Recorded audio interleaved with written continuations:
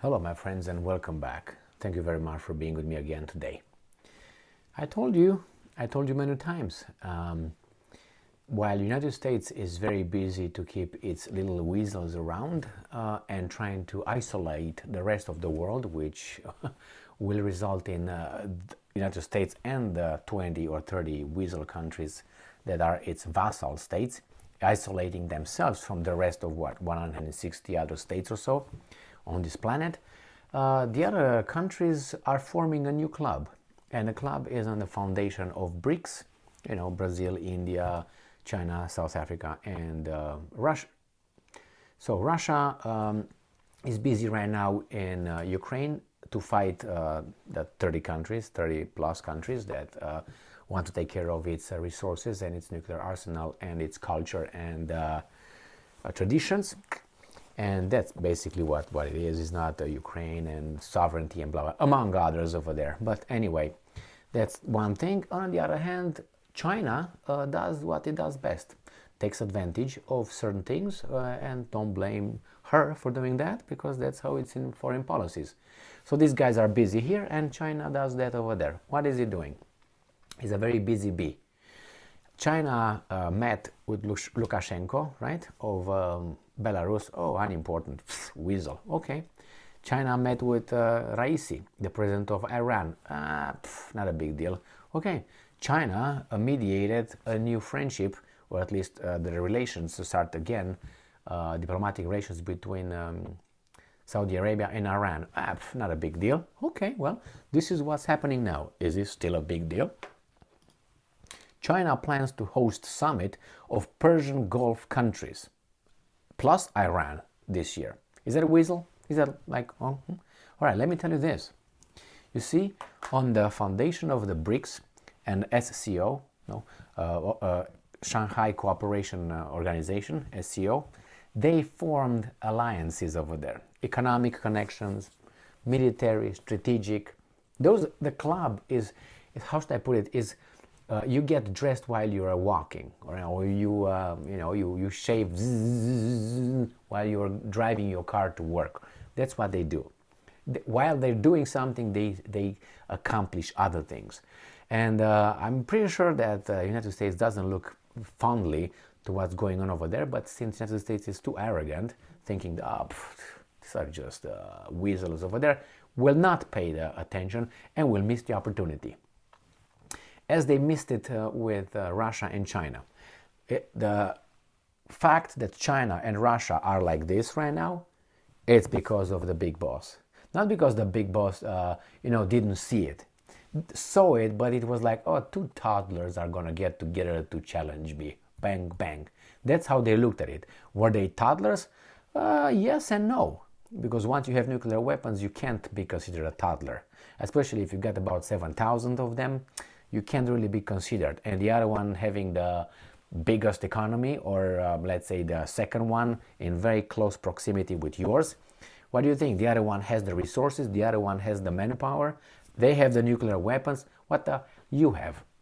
You have 340 million people, okay, and got resources, and they got nuclear weapons.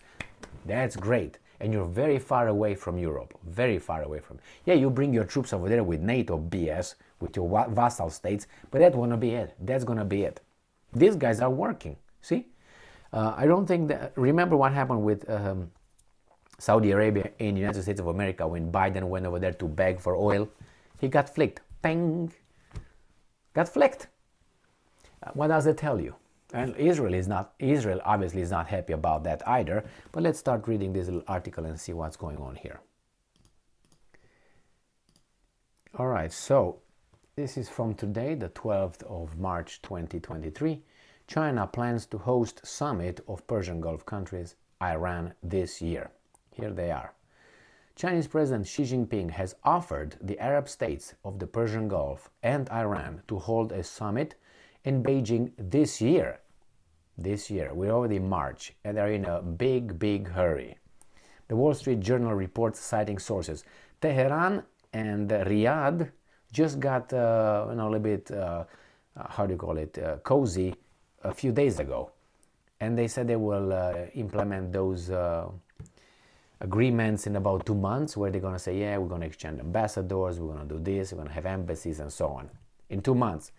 So they're in a hurry big time. I don't know why, but you may guess, right? She made the proposal at a regional summit in Saudi Arabia's capital of Riyadh last December. Yes, when they went over there, when Xi Jinping went over there, and he got some little signatures on some papers, and they got some economic deals worth about $16 billion. Well, that's nothing compared with how much United States gives Ukraine, but it's okay. It's a beginning, you know what I mean? Sources told the newspaper on Sunday, adding that a summit between Iran and the Six-Nation Gulf Cooperation Council, GCC, should take place in 2023. According to Wall Street Journal, China wrapped up a deal to restore relations between Iran and Saudi Arabia on Friday. That's what I was talking about. Behind closed doors in Beijing. Have you seen the United States doing something like this? And when was that? During Bill Clinton or something? English was not used during the negotiations, with speeches and documents conducted in Arabic, Farsi, or Mandarin. So these guys are serious. All right? Iran and Saudi Arabia now have 2 months to agree on the details before reopening embassies. Sources told the Wall Street Journal that Saudi and Iranian foreign ministers are expected to meet to seal the deal soon, and the GCC summit with China will come sometime after that. Iran has already agreed not to encourage cross-border attacks on Saudi Arabia from Yemen by the Houthi rebels, while Saudi Arabia has agreed to tone down critical coverage of Iran, US, Saudi, and Iranian officials told the newspaper. Mamma mia. So, these guys are not kidding. They don't want to even use American, yes, English, to communicate. Do you think that they will cooperate using a US dollar? I don't think so. So then get ready, stop watching me right now, go to work so you can make some dollar, so that the dollar can go to Kamala, and from Kamala goes to Ukrainka, okay? And Ukrainska goes to Zelensky Stein. And with Zhmyhal, Reznikov, and Yermak, all those guys gonna dance a hora on your money and mine. We pay taxes, don't we? Yeah, we are, weasels, that's what we are. But what can we do? You want the police at your door arresting you because you don't want to pay taxes? Try me, like James Brown. Okay, this is what it is, my friends. This is a serious, serious thing. And the Americans, it seems like, can't do squat about it. Threats don't work. Blackmail, they tried it.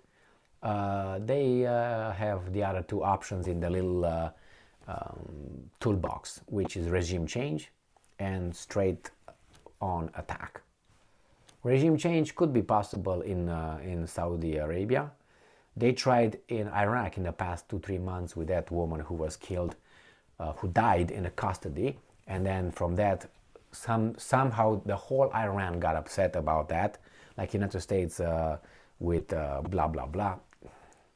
Yeah, and you tell me that it was a spontaneous, yeah, okay, I know how the spontaneous riots occur, and they keep going and on and on.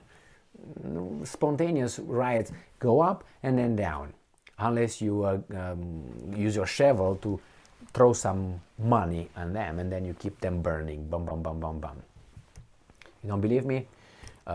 You should believe me. If you don't believe me, 2-3 clicks, 1 or 2 good books, and it's good enough to get the information. Not books 50 Shades of Grey or some other, you know what I mean?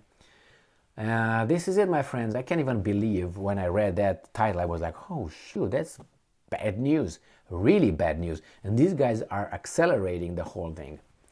And I'm pretty sure there are going to be some politicians who are going to, ridicule. There's nothing. Okay, doing that, we're going to end up to China, Russia is there right now. And then you got other people sticking, including probably Turkey as well pretty soon. Thank you very much for being with me again today. Stay strong, stay smart, look for the truth, and be just.